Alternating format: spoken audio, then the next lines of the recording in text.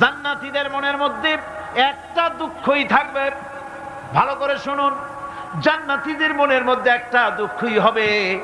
তারা মনে মনে চিন্তা করবেন, আফসোস করবেন, আহারে যদি দুনিয়ায় বসে অমুক সময় বাসে বসেছিলাম, আজে বাজে চিন্তা করেছি, বাড়ির ড্রয়িং রুমে একা একা বসে বসে আজে বাজে চিন্তা করেছি, অমুক অমুক সময় খেলাধুলায় কাটাইছি, এই সময়গুলিতে যদি সুবহানাল্লাহ, আলহামদুলিল্লাহ, লা ইলাহা ইল্লাল্লাহ, আল্লাহু আকবার এই তাসবিহ যদি পড়তাম, জিকির আজগার করতাম, জান্নাতের ভিতরে আরো নিয়ামত লাভ করতে পারতাম। সময়টা তো কাজে লাগাইলাম না। মানুষের শর্ত, মুমিনের সব কাজে সওয়াব। ওয়াকুলু লিন-নাসি হুসনা, মানুষের সঙ্গে ভালো ভালো কথা কও, মানুষের সঙ্গে হাসি মুখে কথা কও। একজনের সাথে হাসি মুখে কথা বললেন, আপনার একটা সদকা দেওয়ার মতো সমান সওয়াব আমলনামায় লেখা হয়ে গেল।